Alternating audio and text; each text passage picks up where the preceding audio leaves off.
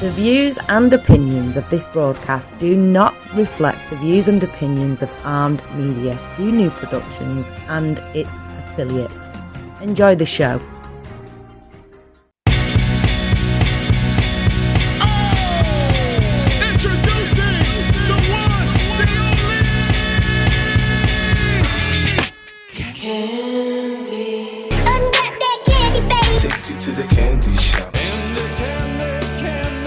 Tastes just like candy.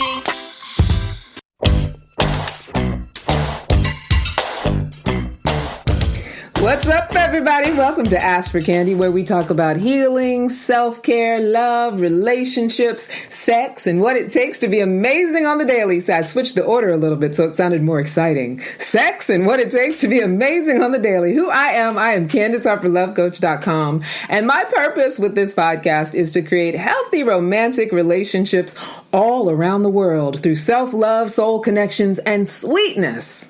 But before we get to that, we're partnered with Solivity Magazine now and part of Solivity TV. So from now on, we will be going live every Wednesday night at 7 o'clock Eastern. So you can tune in, you can join the conversation, you can ask questions, you can answer questions. There's going to be a lot of questions tonight because this is going to be a very interesting topic. And you can also watch us later at Solivity.com and on Solivity TV, and subscribe to Solivity TV on YouTube so you can be alerted when we go live. Now, Brian, is it Solivity.com or is it SolivityMagazine.com? I think I've been saying Solivity.com. Solivity.com. Okay, I wanted to make sure I wasn't saying that wrong. And don't forget to subscribe to our audio broadcast, Ask for Candy, the podcast, on Anchor, iTunes, Spotify, iHeartRadio, and wherever you normally download your podcasts. And you can email us at askforcandypodcast@gmail.com to leave comments, ask questions, and those questions and comments and topics will be added to later broadcasts. I love it when you talk to me, even if you talk to me later, because it's just more content. It's just more stuff to talk about. And y'all know I love to talk. For almost 9 years, I have been a relationship coach, a workshop facilitator, and now a professional matchmaker with Talkify Dating Service. And if you've never heard of it, it is an amazing digital service where you can hire a matchmaker to do all the sifting and the vetting on your behalf. Those of you who are in the dating scene, grown-up people in the dating scene, it can get very challenging. So at Talkify, what we do is we support you in that journey from single to coupled. And it's especially great for people who struggle with initiating contact or simply picking the right partner. Now, matchmaking and relationship coaching are my zone of genius. The best part about it is that week to week, I get to grow and learn as I interact with people around the most intimate parts of their lives. It's very special. It's very sacred to me. And I get to meet and nurture new clients. I get to screen possible dating candidates for them. I get to design programs and activities that deepen their ability to get to know each other. And most importantly, I get to be a part of what supports healthy beginnings and sustainably healthy relationships. And I get to be the cause of self-love, soul connections, and sweetness. Just like on this podcast. I want you guys to stick around for the whole show because at the end of the show, I'm bringing back the matchmaker moment, and I have a really amazing client that I'm spotlighting tonight. This one's for the ladies, honey. Oh, yeah. You know, this is for we got the hint. You gave me the hint earlier. Right? Stick around for this one. We're going to stick around for this one. He's for the ladies, and he's for the ladies who are ready to like wife up and have babies. And he's a provider type as well. I know. So any of you ladies that are, young millennial, that range, early 30s, that range, and you're ready to, lock it down. And you want somebody who actually, there are men out there, young men, which I think people always assume that men don't want these things or that they get roped into these things. But there are men out there, Brian, I feel like you probably can attest to that want to create family. They want that commitment. They want a home life, right? Absolutely. Yeah. I think men get a bad rap because often people think that they just get roped into it. Or knocked over the head. Forced, tricked, all of that stuff. I think that you guys get kind of a bad rap as far as that's concerned. But, I can tell from my matchmaking and, clients that I deal with, and even in coaching, men on a large scale definitely want the comfort of knowing that they can have a family, in whatever incarnation works for them, that they can be who they want to be in that family and show up in the way they want to show up. And there are men that actually desire that and want that for their lives. So we want to battle that trope that men never want that men don't want to commit, right? I'm glad you do. Right? And as you guys can hear with me, as always, is my Brian from Celebrity Magazine. He's our amazing Celebrity Magazine editor-in-chief and leader of this major movement that's happening, right? With a little help from my friend. I love that about you, Brian. You know what I love about you is that you are so in tune to like gathering people and giving them their sort of, like, here's your thing. That's your zone of genius. Here's your thing. Let's all gather together and work together and build something. I love the way that you're doing that. I really respect that. Oh, thank you. Thank you. You're very welcome. It takes a village. Right? It's true. It's true. And it takes a good leader to know that, to be aware of that, right? So tonight's topic, it's going to be a good one. I'm always excited for the topic, and each week I'm like, oh, this is going to be the best one ever. And this one, I am really excited about this one. I mean, ultimately all of this is a Trojan horse for self-love, but as we're going along through our steps in this dating and relating world that we're living in, it's good to sort of like micro focus on certain things, because it does help people maneuver for the bigger things. Sometimes when we feel a little self-conscious or we feel very uncertain, a lot of people struggle through singlehood, and then they struggle through couplehood if they do get somebody, or they struggle through singlehood and they never get couplehood because of the struggle. It's good to have like some sort of basis for steps you can take, things that you can do that will help to support you and heal the big things so that it doesn't have to be a struggle. Did you know, Brian, that it's not really supposed to be a struggle? Did you know that? I always hoped that it wouldn't be. Right? And this is not to shame anybody who is struggling, whether you're in a relationship or not.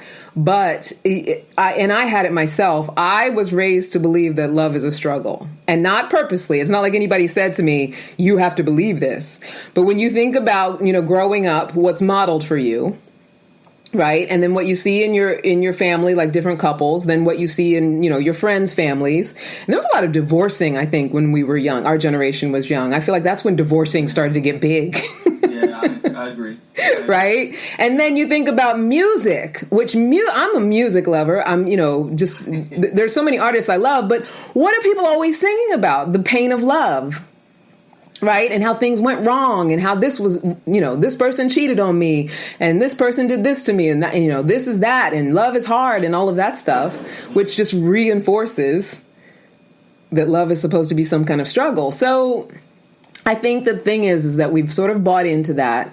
And because we've bought into that, there's a lot of things that we could be doing that allow and invite joy and pleasure and happiness and fun in what is supposed to be a fun thing. And I don't say supposed to, like I said, to shame anyone, but to invite people to consider that maybe a lot of the struggle that we go through is self-inflicted and doesn't necessarily have to exist at all if we're willing to, sort of try some different things. And so tonight is about romantic green lights. Forget the red flags.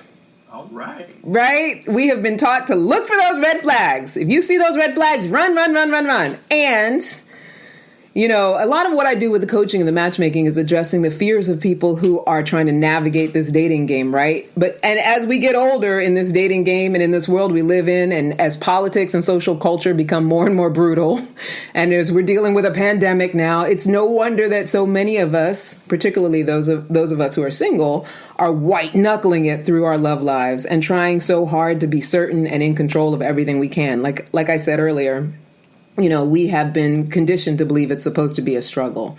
And so, what I want to introduce and invite is the possibility of, even in the midst of everything, being able to allow pleasure and joy and fun and focus on what we want to grow. Focus on what we want to be possible rather than using up all of our energy and our bandwidth looking for the things that don't work, because that's how we multiply them. That's how we magnify them. That's how we manifest them, is by focusing on them, putting energy into them, and then having a reaction. Our vibration sits at a reaction to things that don't work.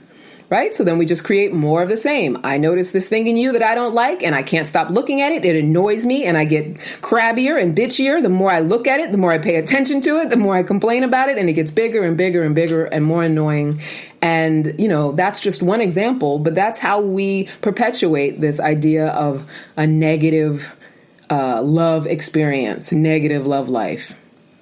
So I found this great clip from Esther Perel. For anybody who listens to all the love gurus and behavioral therapists and things like that, she's one of the best. I love Esther Perel.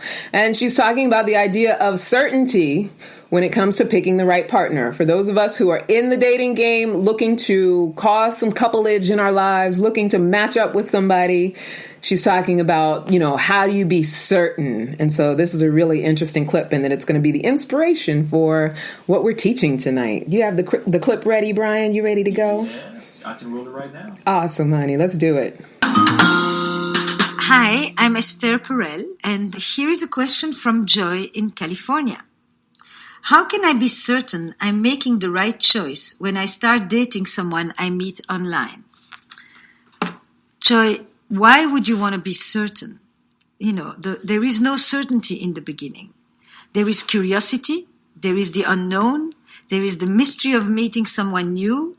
There is the vulnerability of it all.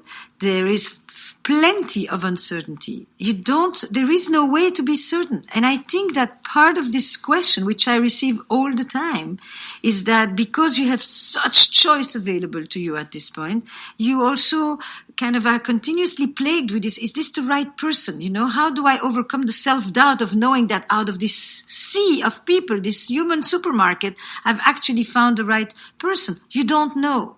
The only way you will know is by being with that person, by exchanging, by discovering, by communicating, by exploring, by asking questions, by meeting, by getting to know. Love it. I love what she says in that clip. Also, one of the ways that she talked about certainty, and one of the ways that we try to grasp onto some semblance of certainty is by looking for red flags, like I was talking about earlier.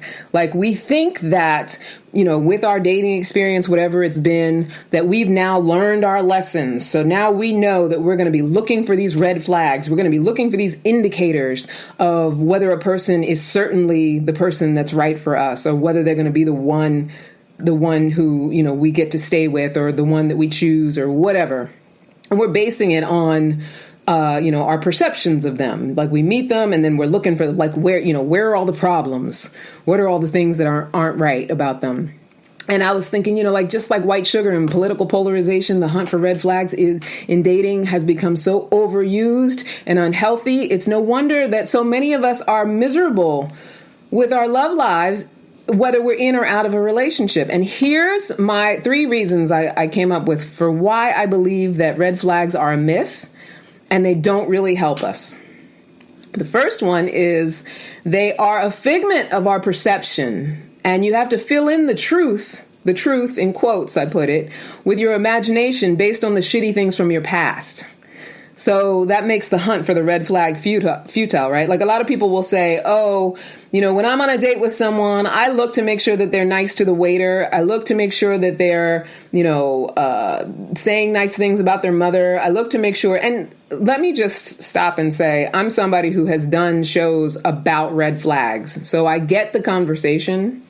I'm someone who used to tout that idea that you got to look for the red flags. You got to notice them. It's very important. But I don't believe that anymore.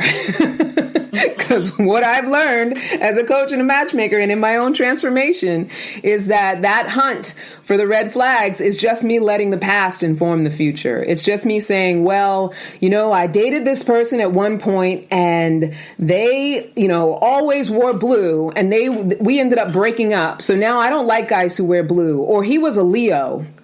And Leos are like this and this and this, so I can't deal with Leos. Or, we come up with all these different reasons, whether it's their astrology, their ethnicity, their habits, their, the way that they behave around people in front of us, things like that. We come up with all of these reasons for why those are things that we don't like about that person. When in fact, number two, the only time we even listen to those things is because we're not chemically attracted to that person. So think about how many times you've been in a bad relationship and looked back and said, oh, there were so many red flags that I ignored. So here's the duality of it. When we do find those red flags, when we are looking for them, when we're looking for them, we definitely find them. And the only time we're looking for them is because we don't have a physical attraction. When we have a physical attraction, we don't even listen to them, even if they come up. Even if something comes up that doesn't look right, we still ignore it when we're physically attracted, right?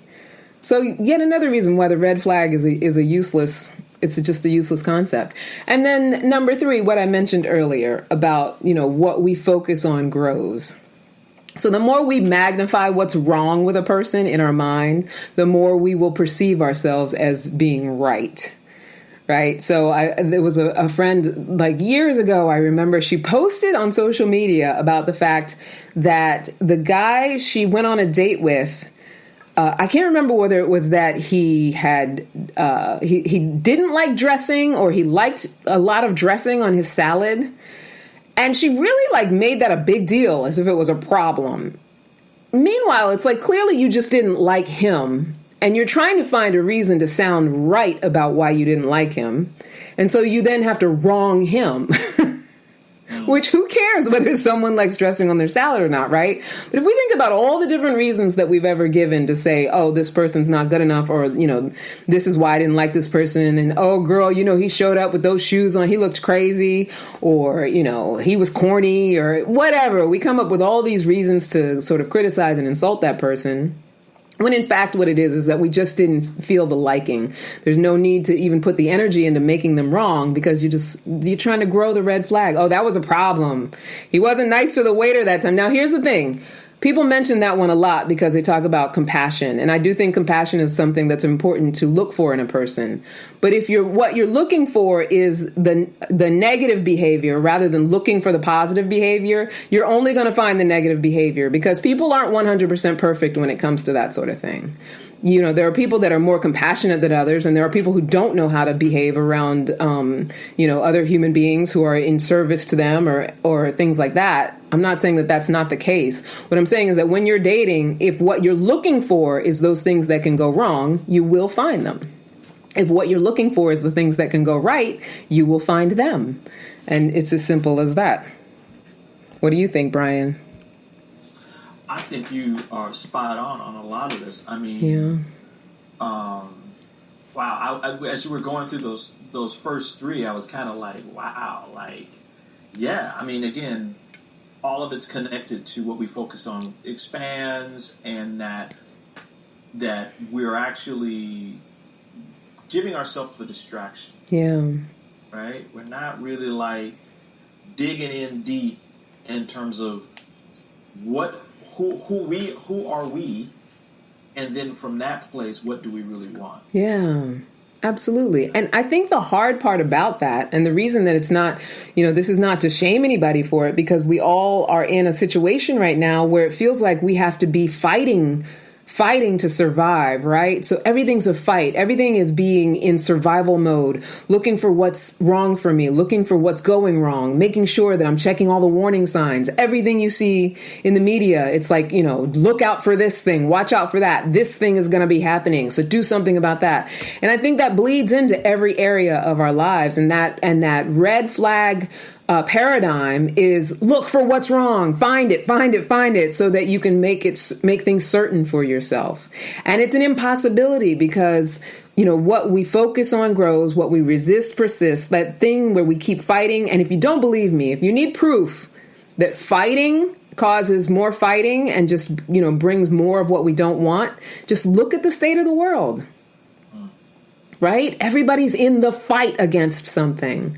Everybody is against something. And so, And that's what we are consuming all the time. Be against this. Watch out for this. Look out for this warning sign. Protect yourself from this. Protect yourself from that. And so it's scary. I don't say any of this lightly, as if it's just easy to drop all of that and say, oh, let me jump into my love life and let anyone do what they will with me.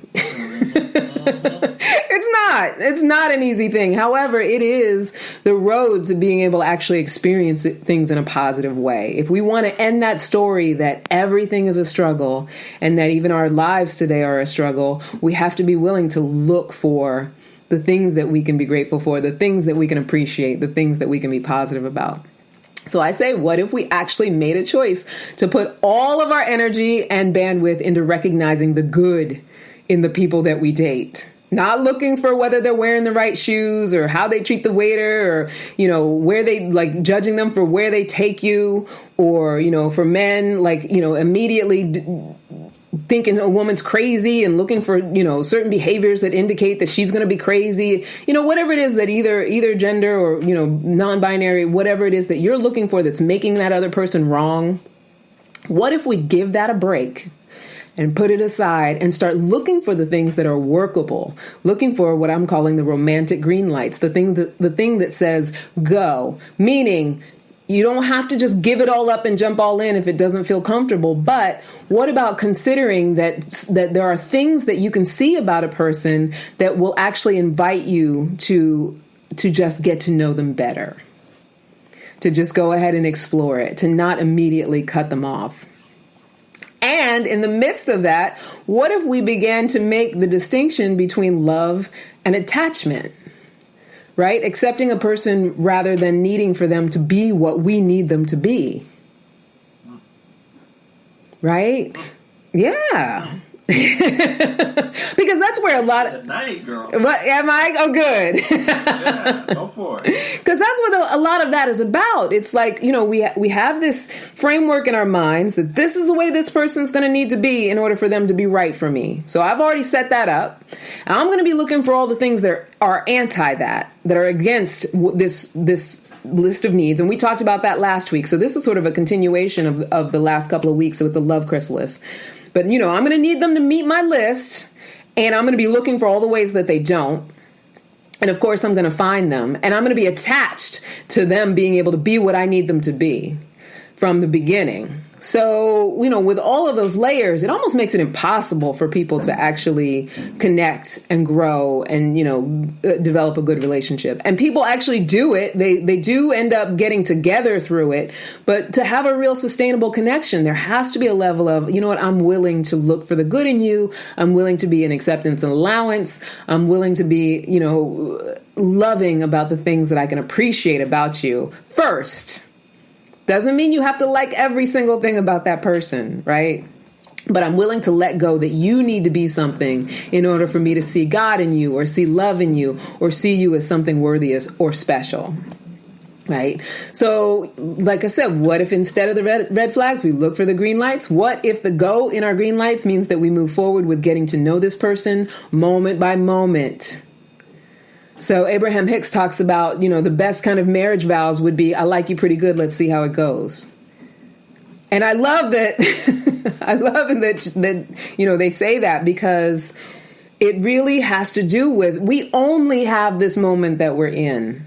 We only have it. And if we can apply that to our love lives, our romantic lives, we could choose joy in any given moment. Now, we could sit there with somebody and be attached to who they're going to be in the future. And that will definitely help us with our looking for the red flags. It'll definitely help us find all the negative things. It'll definitely have us in a place of uncertainty and worrying about the uncertainty and not knowing what that's supposed to be. And I love what Esther Perel said about that it is supposed to be uncertain. It's 100% supposed to be uncertain because none of us knows what the future holds. None of us knows if we're even going to be around tomorrow. And that's always been the case, even before the pandemic. So if we treated our love lives like from moment to moment, I'm going to generate what it is that I want here, joy, and I'm going to be looking for the things that work. Doesn't mean that I'm never going to see the things that don't work. It doesn't mean we're never going to have conflict. It just means that I'm going to be committed to what is fun, what is workable, what is pleasurable, what are the things that I actually do like about you. right? And so there are enough content and articles about the red flag. So tonight I want to list for you the 10 green lights that I came up with. 10 things to be focused on about another person with love and acceptance. And I bet there's a whole bunch more. And hopefully you guys will not only, if you come up with any, if you want to put in the comment section, if you think of anything that you think would be a really great green light to be focusing on about another person or looking for in another person, not attached to, just open to recognizing in another person. And I'll tell you also, a lot of this was inspired by, when I'm matching, I get feedback. So what I get is a form that each person who went out on a date, they say their likes and their dislikes, and they talk about what the experience was like. And it's always amazing to me because their likes and the things that are good that they think are good about the person are definitely things that could sustain a relationship. They're definitely things that could have them move forward in a healthy and positive way. And the dislikes are always things and the dislikes are usually, if they don't want to go on another date, the dislikes are usually extensive, right? Because they have to, like I was saying before, they have to prove that this person is wrong and everything that's wrong with this person. And so you can tell, it's very easy to tell what they've really been focusing on. And so in that space, there's no opportunity for any growth. And I can tell that, if you can come up with that many dislikes about a person that you've just met, you weren't in the moment. You were attached to, this is not someone that I could ever be with. And these are all the reasons why. Right? Like that's what was going on in the mind. So I want to talk about these 10 green lights. And Brian, also, too, I definitely want you to chime in on a couple of them because I think, from a male perspective, some of them, I guess they could be kind of gender oriented. Okay. And I don't, from a male perspective, I'm not really sure about a couple of them. But, we'll field them. We'll see. So the first one is when you're with a person, if laughter is the dominant setting, that's a green light. Like I've had people give date feedback and say, oh, he was so funny. We laughed the entire time. But, he was sitting because there's a lot of digital dating. He was sitting at a desk and it felt like a job interview because he was sitting at a desk. So I'm negating it, even though I laughed the whole time and he was very funny and the conversation was fun because I want to pay attention to what I'm calling a red flag or what I'm calling a problem, right? And I know these sound like benign things, but, if you think about it, oftentimes we do pick benign things to be the reasons for or against, right? So, yeah, when you're with them, if laughter is the dominant setting, if you find yourself, because when we're in a space of being willing to laugh, it's because we're like not only seeing the honesty, because comedy is truth, but also it's a relaxation. Laughter is a meditation. If someone makes you comfortable enough that you can be in relaxation, that's extremely valuable. Mm-hmm. Don't you think so, Brian? Yeah, absolutely. Right?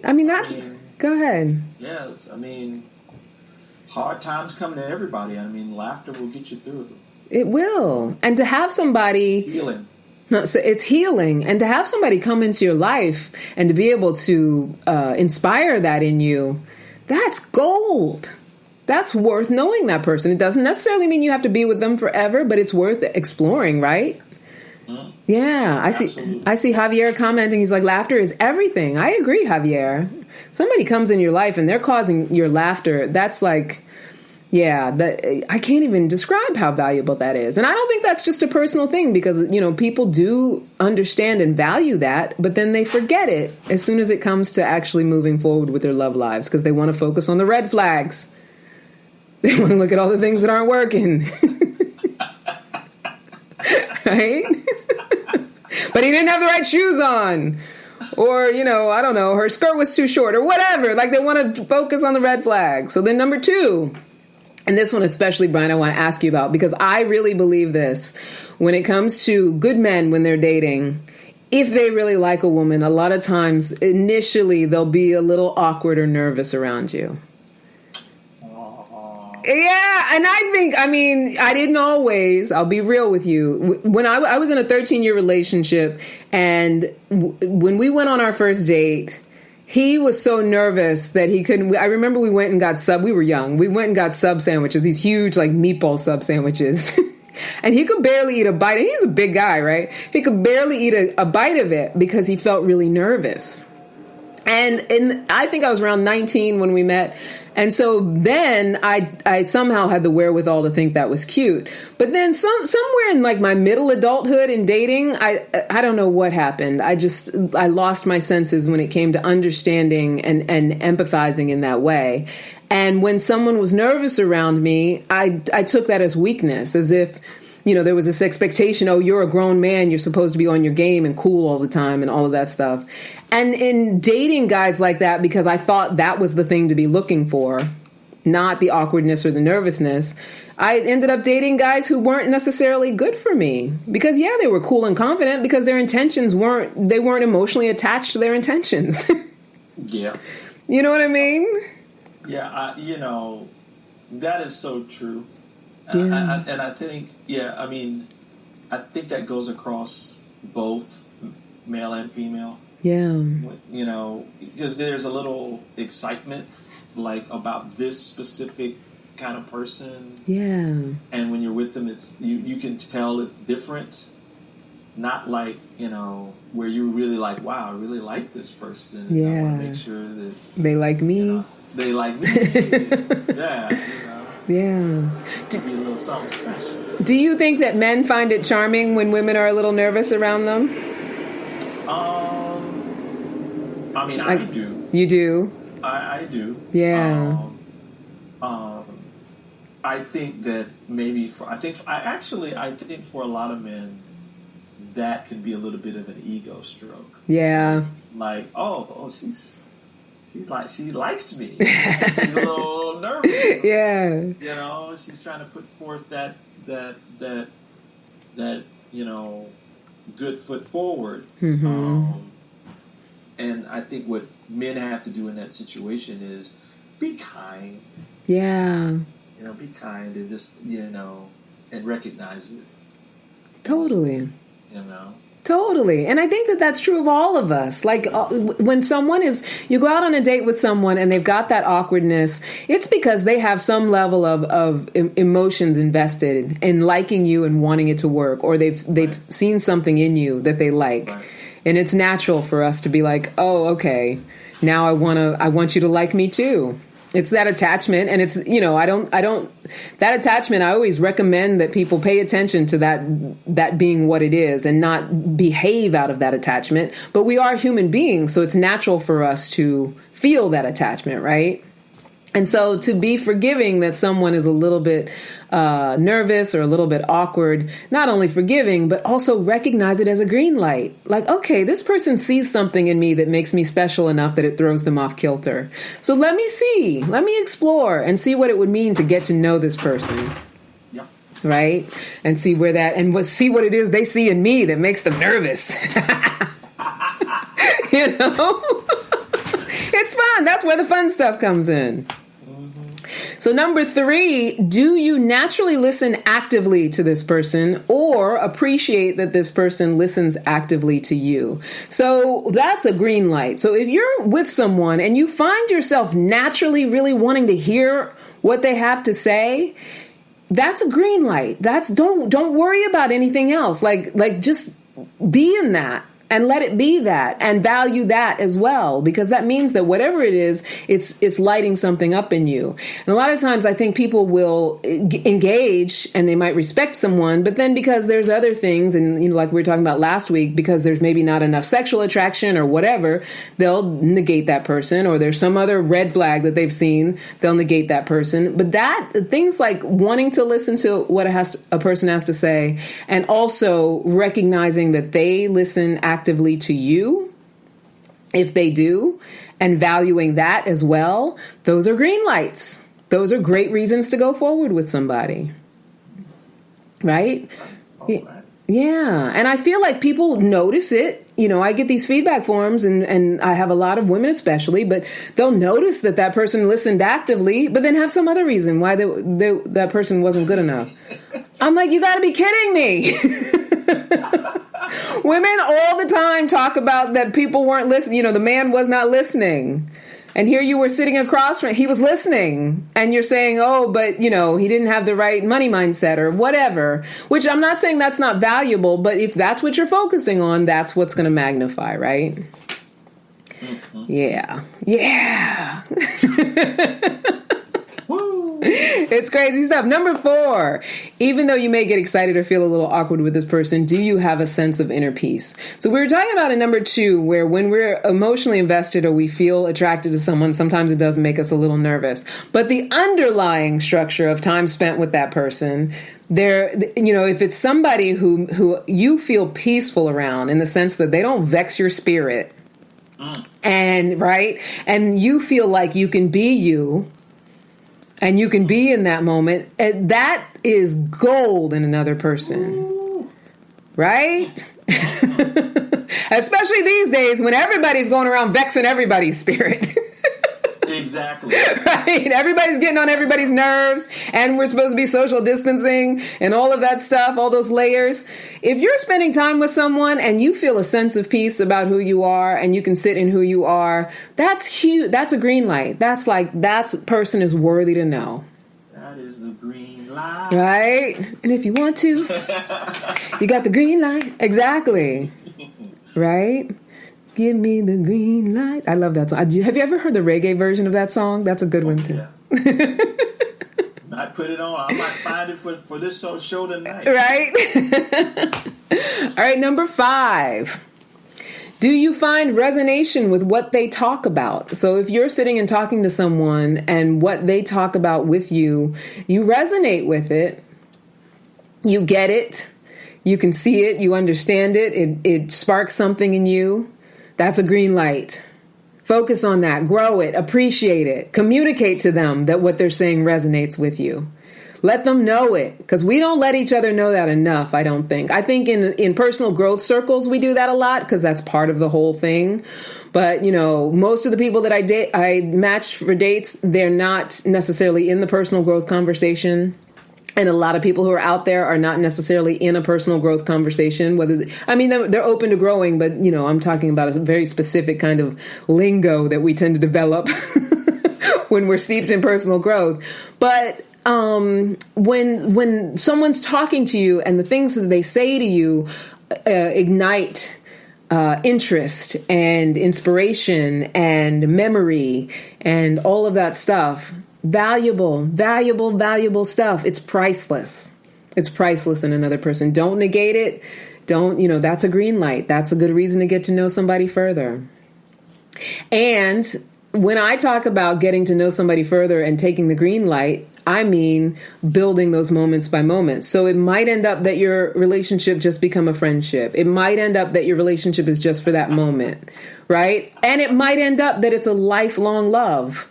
But without the openness to the exploration, because you're busy looking at red flags, then the possibility gets cut off, right? Well, we had one of our viewers say this show is resonating with me. Oh, that's awesome. Yeah. Yes. Thank you so much, Luis. I'm so glad. That's awesome. And thank you for acknowledging it. I already feel closer to you, Luis. Thank you for that acknowledgement. But that's exactly what I'm talking about, is being able to communicate that. Like I'm picking up what you're putting down. I hear what you're saying. Allow that kind of connection, especially initially when you're getting to know people, because that's that meaty, good, juicy stuff that has us, being able to move forward and connect with each other. Another one, do you find commonalities in how you have historically experienced life? So a lot of times I get these dating feedback forms and it's like, oh yeah, we grew up, in very similar ways. We had so much in common and we were talking about this and we were even raised in the same religion, even though we don't practice. And all that stuff is high value stuff. When you can have somebody who gets it, who gets, what it was like to grow up on a block like you grew up on. I'm not saying only be with people like that, because obviously you want to expand your horizons, but don't negate that stuff. Don't blow that stuff off for the stuff that's less valuable, or in looking for the stuff that's less valuable, the stuff that doesn't really mean anything, the stuff that aligns with the negativity of the past. Mm-hmm. Right? That was number 6, or we haven't got to number 6? That was number 6. Commonalities in how you've historically experienced life. Nice. Right? Do you feel like that, Brian? Now I'm going to ask you a question about you and wifey. I don't know. Can I say her name? Is it okay to say her name? And Sasha. I want to ask you about you and Sasha. So when you guys were first dating, did you feel like in your conversations that you had those commonalities? I'm not saying that you have to in order to connect, but was that one of the... Yeah? Oh, yeah. Absolutely. Yeah. I mean, we spent a lot of time early on just talking about where we were in our life experience, like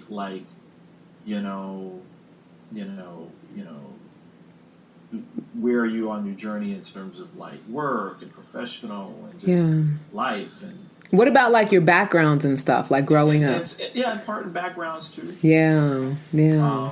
Close with family. Yeah. What does family mean for you? If you had your choice of doing different things, would it be around that? I mean, a lot of different things. That was our connection. Yeah. Yeah. That totally makes sense. And it led to marriage. Yeah. We love her too. Yeah. Oh, Javier, he says, we love Sasha. Sasha's awesome. But that's the exact kind of thing that I'm talking about. Because the only difference between single people and coupled people is that single people haven't yet allowed for someone else's good and bad strengths and weaknesses. They haven't allowed for that yet. And single people sometimes get mad when I say that. But, I speak from being someone who's single myself. This is not a pejorative to say that there's anything wrong with it. I know for myself that I haven't chosen someone that I'm taking on both their good and their bad and saying, let's partner together. But I get that that's what it takes, right? Right. It's that willingness to do that. It's that willingness to look for the things that work and look for the things that are good in order to be able to do that. Because as long as you're looking at the negative stuff, it's going to be a hard road to hoe.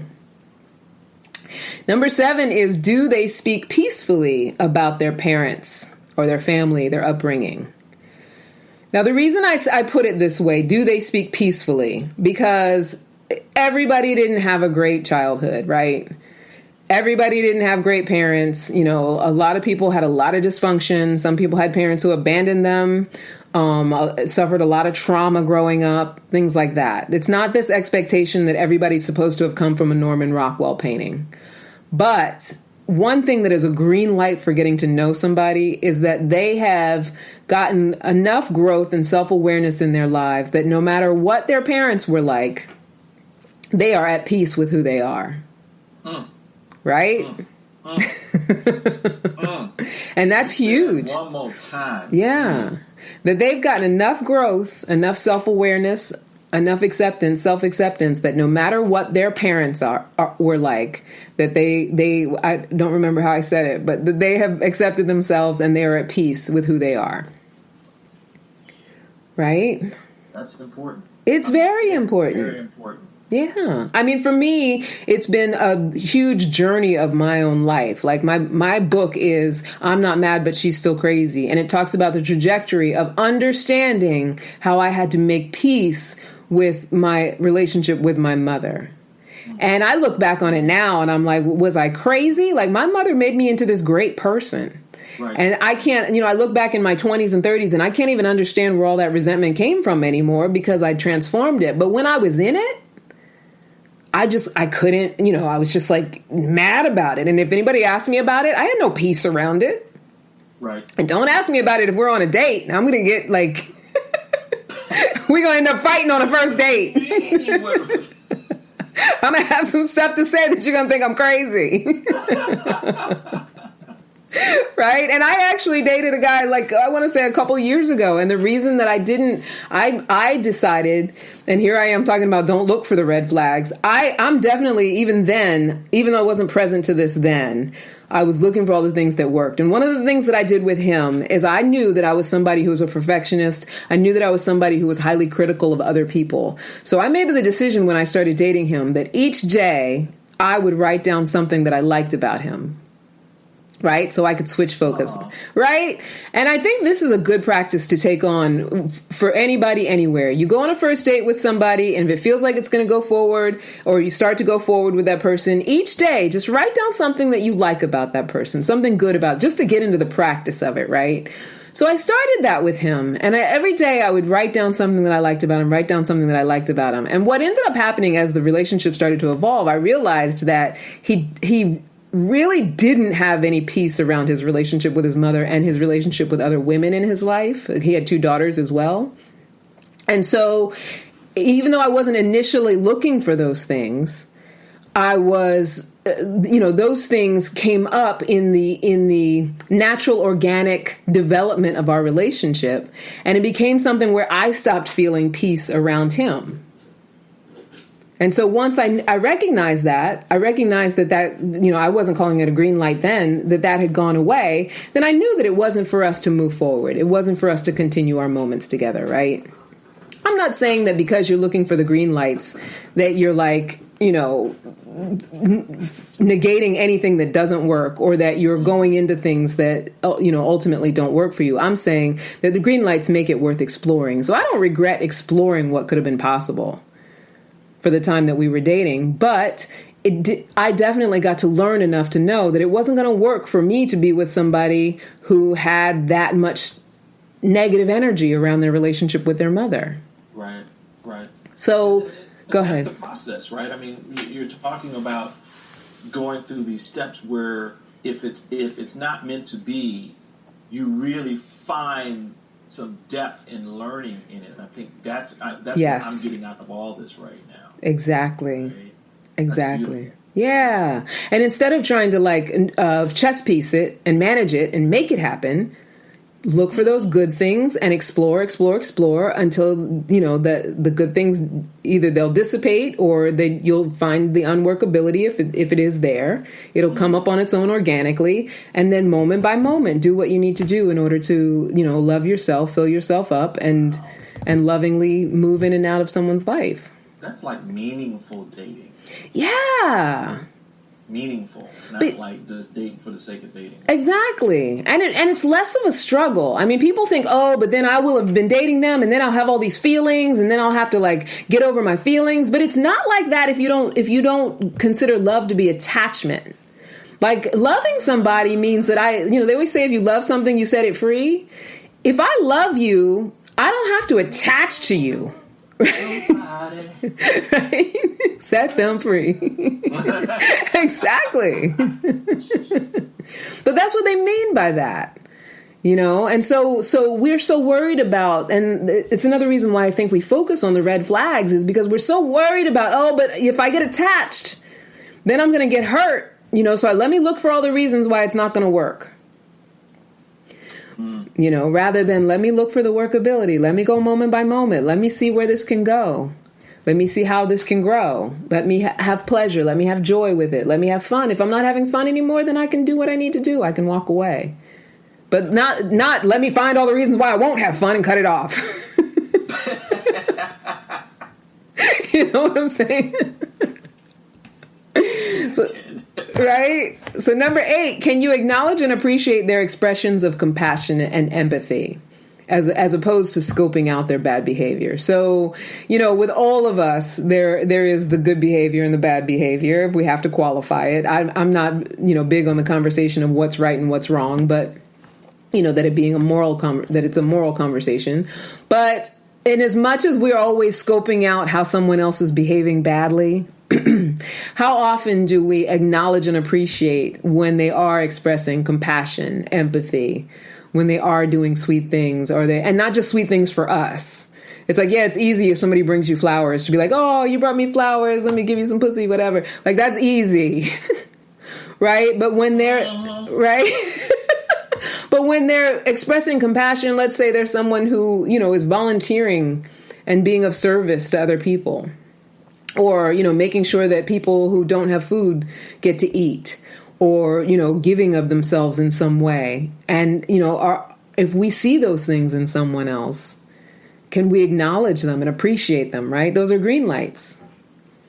Those are good reasons to explore, getting to know a person better. Good reasons to explore connection because there's somebody who actually cares about something other than themselves. And can we acknowledge that, right? Number 9, does this person speak of dreams and visions that align with our own? So, when we meet someone, especially when we meet them new, if you have shared dreams, meaning that it doesn't have to be the exact same details, obviously we're all individuals, but if you can connect on that level, that is almost like the holy grail.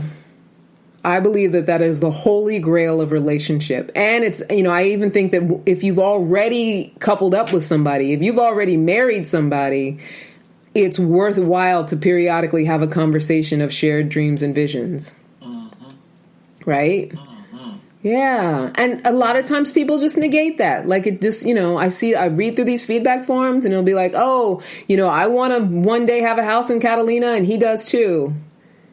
And it's not about the house in Catalina. It's about we see ourselves the same way. Right. Right. Right? We see our future the same way. That is like, I don't want to keep saying it's gold because I feel like it's worth even more than that. And I don't know what other, it's worth platinum or whatever. It's like, yeah, it's worth more than time. It's worth more than everything when you can align with someone in that way. So we're on the 10th one. I can't believe this hour goes by so fast, Brian. I know, but it's good stuff. Oh, good. That's what happens when it's good stuff. That's what happens when it's good stuff. That's right. Oh, good. I try not to be sad about the time, but it does go by so fast. All right, number 10, have you asked about their core values? And I talked about this last week, the week before, and do their core values line up with yours? Everything else that I mentioned, they do also speak to core values. Those are all things that speak to different core values. And I always talk about, and in the Love Chrysalis, I talk about the getting clear about your own core values so you can see if another person's core values line up with your own. I mentioned it last week. I talked about it. If you are on a first date, second date, third date with somebody and you have a conversation about your core values, just ask them what their core values are. And if what they're saying, you see yourself in it and you hear yourself in it, please know that is a green light. Do not treat that as though it's trivial. It is not. That's the stuff of relationship. That is the stuff of human connection. And whether it's in our friends, our family, or our lovers, or whoever, to be able to share those kinds of things are the things that bond us together. It's what forms communities. It's why people go to church. It's why people who don't go to church, develop their own, interest communities. It's why people are in the personal growth conversation together, because we heal in our communities. We heal in our sameness. We heal in sharing what's important to us. So when we negate someone who has that kind of commonality with us because of something that we're considering a red flag or, something that is not that important or is on the negative side of things, we're missing out on an opportunity for having what really is important be the dominant factor in our relationship with that person. I was in an abusive relationship and our core values did not line up. And if I had known at that time to ask and talk about that and really have an understanding of what his core values were, not that I don't know that he was really present to them at the time. He might be now, and also if I was present to my own and knew my own and had that conversation with him, I would have learned a lot more, and I would have, the trajectory of our relationship would have been very different. I didn't have to look for the red flags because that's what I did with him. I looked for them, but I was sexually attracted to him and I ignored them. But if I would have gone with the green lights, looked for the green lights, or been allowing of the green lights, I would have been asking questions like, what are your core values? What's important to you? Right? Right. Yeah. Right. Yeah. Well, I'm going to give you a standing. I'm actually standing up. Are you? Giving you a standing ovation for these. I love it. I appreciate Y'all like it. them out there. I want to hear y'all say, giving standing ovation too, because these are excellent. Thank you. Yes. I mean, if y'all hear me out there, even if you're watching later, please feel free. I take accolades. I like acknowledgement.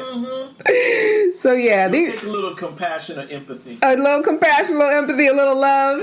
So yeah, these are just 10 things to recognize, allow, and appreciate in other human beings. If you want to have a deep level connection with them, green light means go. If you want to really connect with people, be open to allowing and looking for the green light.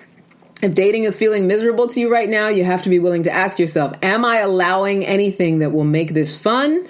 Or am I too busy fighting and struggling against what I don't want? And like I said before, what we resist persists. And if you want proof, just look at all the fighting that's going on in the world right now. The more we resist, the more we fight, the more we go up against, the more we struggle, the harder it gets, the more unrest there is. And if nowhere else, at least in your love life, give yourself the gift of not having anything to fight against. There's nothing to fight against in your love life except for what you choose to invent. All right. Right? Nothing to fight against. All right. So I want to do the matchmaker moment really quick. I know we only have like 6 minutes, right? Maybe 5 minutes, Brian? Okay. Let's do it. Wow. I feel like I could do it in a minute. All right. Matchmaker moment. Matchmaker moments. Matchmaker moment.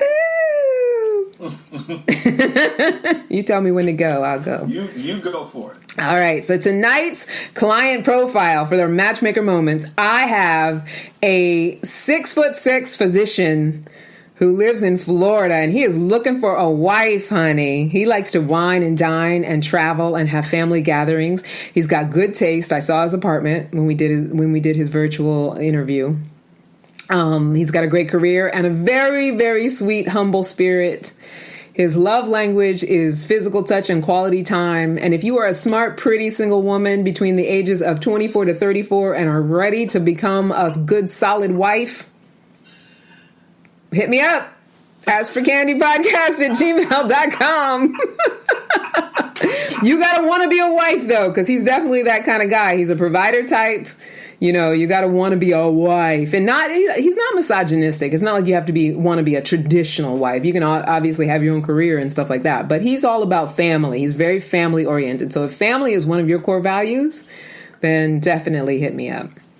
All right, Sunday, September 6th at 7 a.m., I am rejoining the Spirit of a Woman Development Center for part 2 of my Love Chrysalis workshop, the transformation from lonely to in love, as part of their Wake Up Everybody series. It's free and it's digital. I will leave a link to register in the comments below. It's the second part to the one that I did last Sunday, so you guys are welcome to register for that.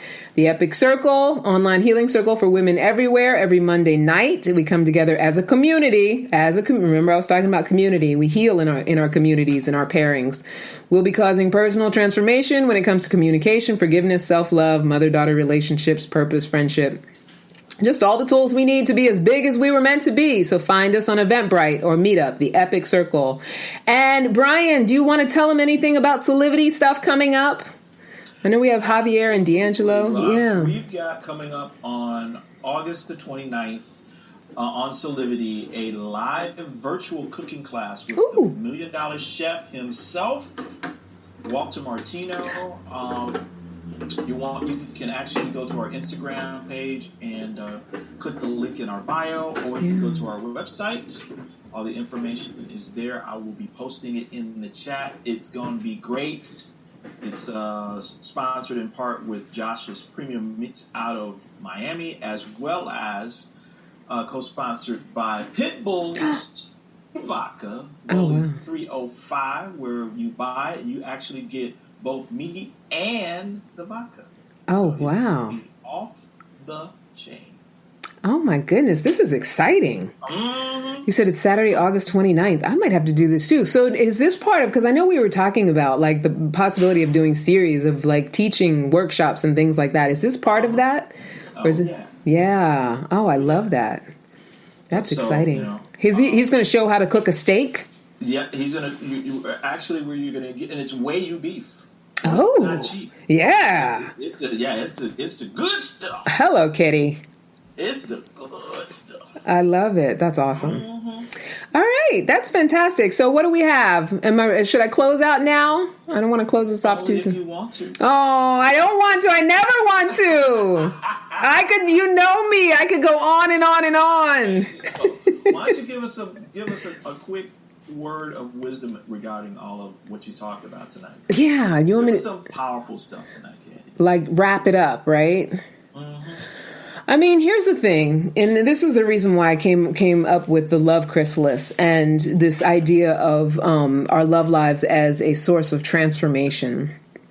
And our love lives, and the reason that I work around love and romance is because it truly is the apex of our lives, of everything we do. It is the expression of who we are in our relationship with ourselves, right?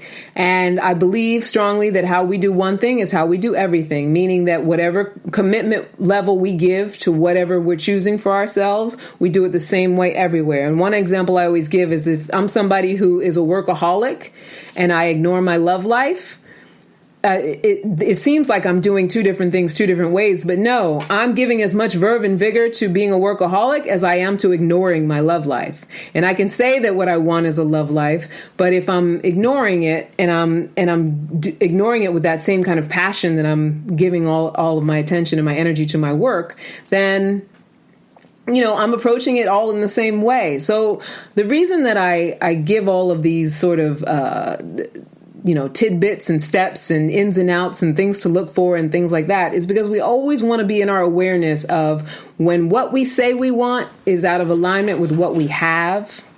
There's something in there. There's a blind spot. There's some sort of behavior. There's some sort of commitment to something other than what we're saying that we want. And so the idea here is not, as always, to love yourself, fill yourself up, but fill yourself up with awareness, the truth, and getting aligned with what it is that you say you want. Having your actions and your behaviors align with what you say you want. And so looking for green lights when you want love is a great way to align your actions with what you say you want. Look for those green lights, right? Just give me one night. I'm ready to go right now. I'm never ready to go. But follow us on Instagram at Ask for Candy Podcast, at Candy Love Coach, at Solivity Magazine, 100%. Even though I don't Instagram as much as I should, I'm going to start being better about that. Also, don't forget to subscribe. Solivity Magazine on YouTube, or Solivity TV on YouTube is the channel. Solivity Magazine. Solivity Magazine on YouTube. So subscribe, and subscribe to Ask for Candy on Anchor and all of the podcast outlets. Email me at askforcandypodcast@gmail.com. Until next time, never forget that you are a love machine. If you ever start to feel like you aren't getting the love you need, just make more and ask for candy. I love you so much. Bye, everybody. Bye, Brian. I love you.